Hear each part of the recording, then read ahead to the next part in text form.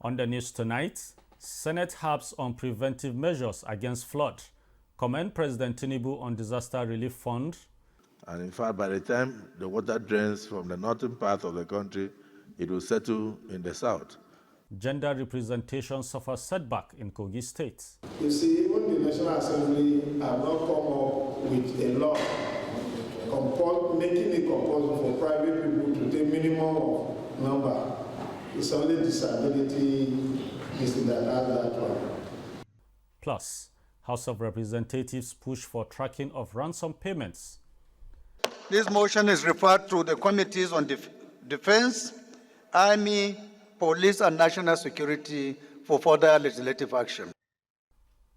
A very good evening and welcome to NTA Parliamentary News. I am Abubakar Galadima. You can watch this newscast and other programs on the platforms displayed on the screen. Senate wants the federal government to allocate funds in the 2025 budget for the dredging of rivers Benue and Niger as a preventive measure against flood.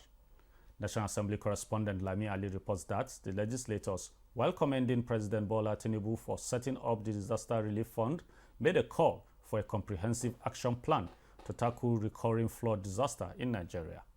Senator Adebomire Ayodele and Senator Amos Yohana raised the points of order, narrating the devastation of flood on their constituents in Ondo and Adamawa states. Some children were declared missing. Property worth millions of naira were destroyed. Residents of the affected communities now find themselves homeless by the flood disaster. Thousands of displaced people are currently taking refuge in schools. More tragically is the fact that some lives were lost. Having experienced a similar devastation in the last couple of weeks, I know how frustrated he is and the people that were adversely affected. Senate urged authorities to do more in providing prompt assistance to victims. I want this Senate to particularly commend the establishment of the Disaster Relief Fund and give all the support by way of appropriation. The state government is advised to conduct an urgent, on-the-spot assessment of the area with a view to finding a lasting solution to the menace of flooding which frequently occurs in the affected areas. We should not continue to be reactive. And in fact, by the time the water drains from the northern part of the country, it will settle in the south. And together with the release of water from the Cameroon dams, we expect flooding in the entirety of the Niger Delta, displacing people. So it's important that the country comes out with a Marshall Plan. The motion from Senator Anthony Ani on the need for government to address challenges in the Nigerian university system was adopted. Remunerations of the Nigerian university lecturers are among the poorest in the world, as it was last reviewed over 15 years ago. If we don't invest in education, if we don't properly channel and prioritize the demands of a modern economy and then produce the required manpower to drive it, then we have not started. Senate passed the bills to establish Federal University of Applied Sciences, Kachia, Kaduna State, sponsored by Senator Sunday Katung, and the Federal University of Technology, Ilaro, Ogun State, sponsored by Senator Olamilekong Adiola. Bill to repeal and reenact the Investment and Securities Act, which seeks to prevent fraud, among other infractions, passed second reading. Protect the integrity of the security market against all forms of market abuse and insider dealings. There has been overlaps. For example, the management of unclaimed dividends is supposed to be the function of the Securities and Exchange Commission. But I understand that the Central Bank of Nigeria believes that it is properly placed to handle that assignment. 6 bills passed first reading, among them bill to amend the Electoral Act. From the National Assembly, Lami Ali, NTA News. Meanwhile, flooding has continued to ravage communities across Nigeria, displacing thousands of people and destroying livelihood and property. This is coming as climate change is increasing, flood risk resulting from rising sea levels, intense rainfall, overstretching of dams and melting glaciers, among other human activities. In this report, Issa Mohammed takes a look at the role of the legislature in managing climate change and reducing the risk of flooding.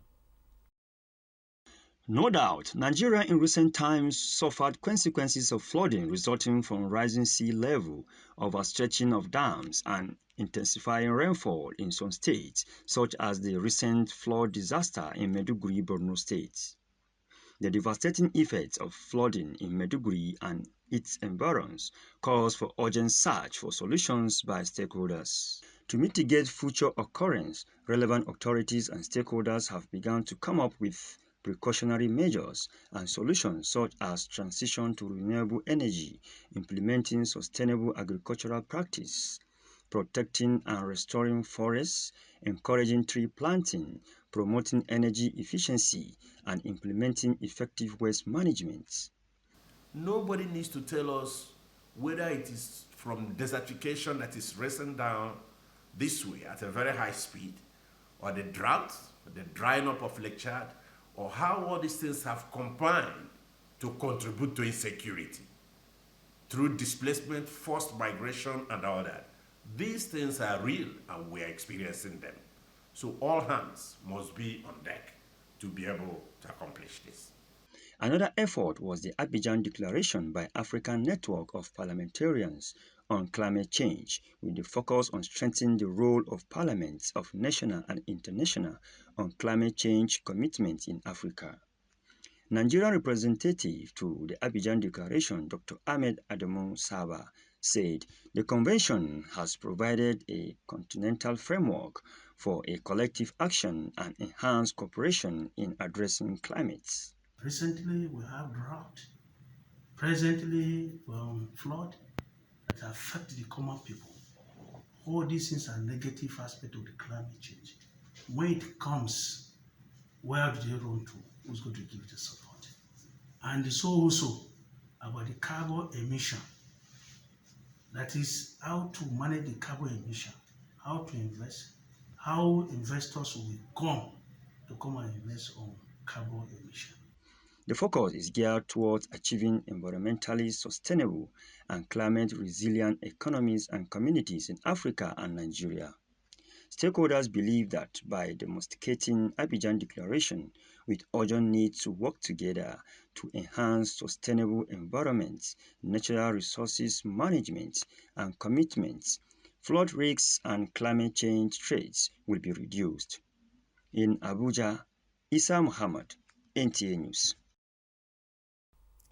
With me to discuss the devastating effects of flooding and its attendant consequences is the Chairman Committee on Security, Climate Change and Special Interventions Northeast Development Commission, Samuel Onyogbo. You are welcome. Thank you. With early warnings from the Nigerian Meteorological Agency and other relevant authorities, as well as efforts by past governments, what are the most effective key factors to successful flood mitigation as climate change poses high risk? It's important for us to know that the challenge that we have from climate change is something that is global and that is affecting everyone. So in terms of our approach to tackle it, when we were making or putting together the Climate Change Act, we considered the involvement of everybody. Everybody in this sense is from Mr. President, who is the chairman of the National Council on Climate Change, and his absence, the vice president, then to ministers, almost all the ministers. And of course, what I want to bring in here is that the subnational, talking about the chairman of the Governors Forum, is also a member of the National Council on Climate Change, as well as the president of the Association of Local Governments. So if you are talking of how to tackle flood, this is an all-encompassing approach. It does not rest with Aso Villa alone, where the presidency is located or situated. So this effort requires the contribution, participation of the people in the local government, where, of course, flood does not just come to Abuja. You talk of the local governments, either in Adamawa, in Kogi, in Benue, down like that. They have roles to play. They have to clear the pathways, the drainages. And for areas where they have to do dredging to make sure that the waterway is clear, then it's the responsibility of the federal government as well as the state and then the local government where that is located. In addition, private individuals and those in the, industrialists and all that, all these people are also captured in the National Council on Climate Change. They have a duty to play, to clear their drainages, to make sure that they do not engage in some kind of construction that now obstruct the way. So if we can keep all this clear, get government to take steps that the citizens respond to, we'll probably be able to tackle, to a reasonable extent, the challenge from flooding. I know that some flooding are far beyond the efforts of maybe either a local government or state government or even the federal government. But all hands must be on deck to fight this for us to be able to have a good result. Yeah, so moving forward, where does the legislature come in with regards to flood and disaster risk mitigation? The legislator's role is diverse. But their key function is making lawmaking, which of course led to the enactment of Climate Change Act. The other one is to oversight. And of course the third one is representation. But we can talk about oversight here now. And the role of the legislature here is one, we have made provisions in the Act for them to play their role, for them to follow through, and for them to check what ministries, departments, and agencies, as is provided in Section 22 of the Act, that every ministry, department, and agency should have a climate change desk.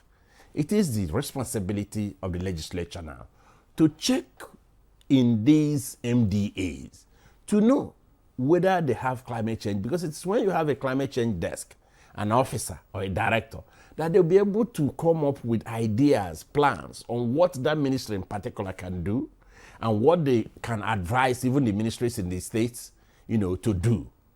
That way, you are able to do this. So the legislature has a responsibility, they have a duty as provided for in the Act to see over things. Even now that they're about to go into appropriations, they should be able to say, look at what the MDAs have submitted to know whether they have covered provisions for fighting climate change mitigation and adaptation. Have they made provisions for these things?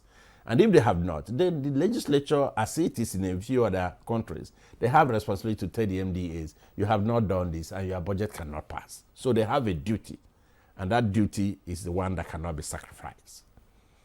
Thank you for coming on Parliamentary News. Thank you very much indeed. Away from climate change, the House of Representatives is calling on the Federal Minister of Communication and Digital Economy to work closely with security agencies to track ransom payments to bandits. Lawmakers at plenary say there is a compelling need to deploy technology and financial intelligence to crack down on criminal syndicates in the country. National Assembly correspondent Mitari Ikpen reports on these and other resolutions of the House. The spate of bandit attacks in Katsina State is once again raised as a motion of urgent public importance. The lawmakers want the security agencies to do more in tracking the bandits and bringing them to justice. The situation has deteriorated to the point where bandits now often provide bank account for ransom payment to be made for kidnapped victims. Urge the security agencies to block such channels of communication and financial transaction used by the criminals. This motion is referred to the Committees on Defense, Army, Police, and National Security for further legislative action. The House believes the loss of biodiversity in Nigeria's ecosystems can be addressed through deliberate climate change policies. Incentivize MDAs to adopt sustainable practices by A, ensuring MDAs with carbon credit potentials are given additional funding over their budget envelopes in the next year, starting from 2020. In other resolutions, the House asked the federal government to review the budgetary allocation of the National Orientation Agency, which they say is grossly underfunded. There is definitely an urgent need to implement measures for effective reorientation of citizens to curb vices, reorient the people, and encourage growth. 2 establishment bills passed second reading. Bill for an act to amend the Federal Colleges of Education Act to provide for the establishment of Federal College of Education, Oyin Akoko. That this bill for the establishment of the Federal Institute for Vision and Optical Research in Nigeria at Erema, Oba Igbema local government area be read for the second time. Meanwhile, the House Committee on Environment has commenced investigation into the environmental impact of oil spills in some Niger Delta communities, with a view to restoring the livelihoods of the people and ensuring that oil companies conform to environmental standards. From the National Assembly, Mitaire Ikben, NTA News. We take a break now. There will be more reports after this timeout.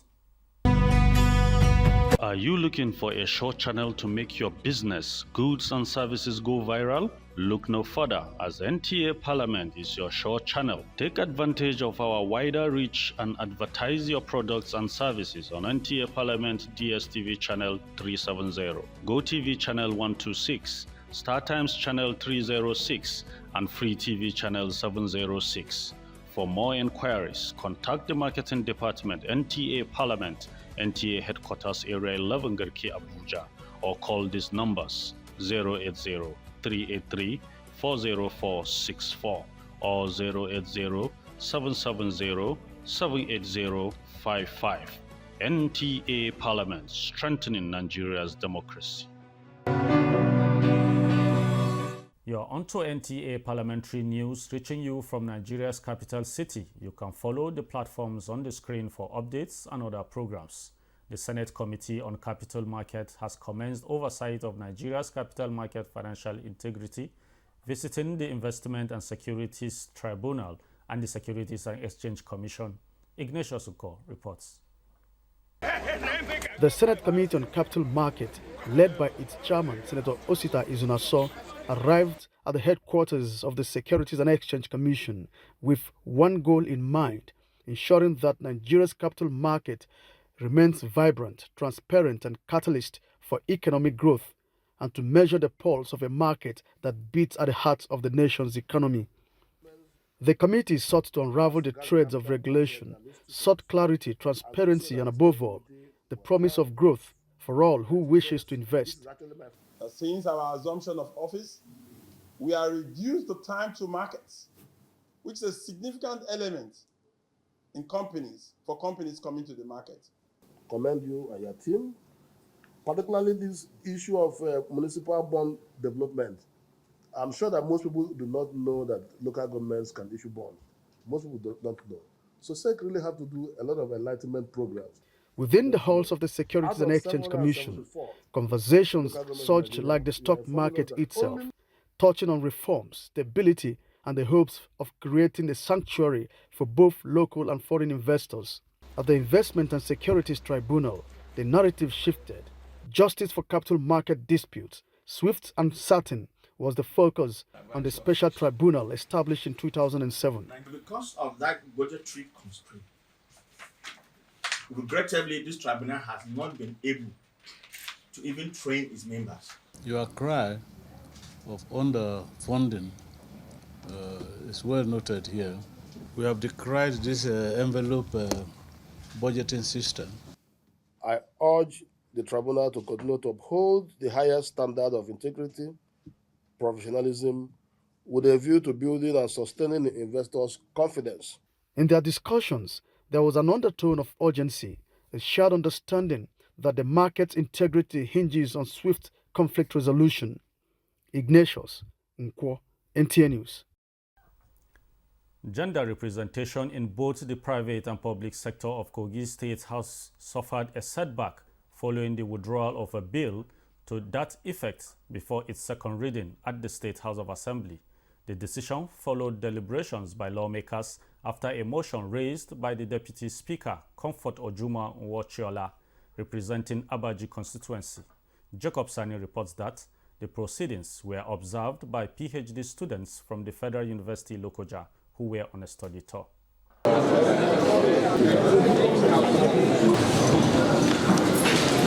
The Kogi State House of Assembly, alongside PhD students from the Federal University Lokoja, who were on a study tour to observe legislative procedures, convened for a section. The proceedings began with deliberations on the recent votes and minutes. Without any significant objections, Major Enefola, representing Igalamela Odolu constituency, moved for the adoption of the minutes, paving the way for the day's discussions. Two bills were tabled for the second reading. Comfort Ojoma Unshola, the representative of Ibaji constituency, presented the... Despite the growing numbers of educated and qualified women in our dear state, their participation in decision-making role is still disproportionately low. In a separate contributions, lawmakers acknowledged the motion, but suggested that amendments were necessary before the bill could proceed to the second reading. The members noted that the motion was sensitive. I want you to come in the form of an additional prayer to this noble bill that more attention should be given, especially on this vocational training, where you have enough representation from the women. It's not just stopping the woman to come to the company. So even have some of them, only a few numbers. And if this is done, the move towards 35% representation can be achieved. Which I think, when this bill is passed by the grace of God, women will have at least. You see, even the National Assembly have not come up with a law making it compulsory for private people to take minimum of number. It's only disability that has that one. Among the key discussions was the bill to amend the 2018 Disability Rights Law, which seeks to guarantee and protect the rights of persons living with disabilities. The bill passed its second reading. Dr. Suleiman Abrazak, the majority leader and representative of Okenewa constituency, presented the bill. Lawmakers supported the bill, stressing its importance in promoting peaceful coexistence in the society. The session also addressed a petition on land encroachment at the 4th Republic Housing Estate in Lokoja. Letters of condolence were proposed to the Kwara State government after a boat mishap and to the Borno State government after a flood disaster. The Assembly observed a minute's silence for the victims of these incidents. Jacob Sani, NTA News. In another development, the President of the Senate, Godswill Akpabio, has nominated Senator Jumo Ibrahim into the Executive Council of the African Parliamentary Union. Senator Jumo Ibrahim, who is the Chairman, Senate Committee on Interparliamentary Worldwide, is leading the Nigerian National Assembly delegation at the 82nd session of the Executive Committee and 46th Conference of the African Parliamentary Union, holding in N'Djamena, Republic of Chad. The senator representing Ondo South Senatorial District at the Senate expresses appreciation to the Senate and the President of the Senate, Godswill Akpabio, for his nomination. That concludes the bulletin at this time. I am Abubakar Galadima. Do have a wonderful evening.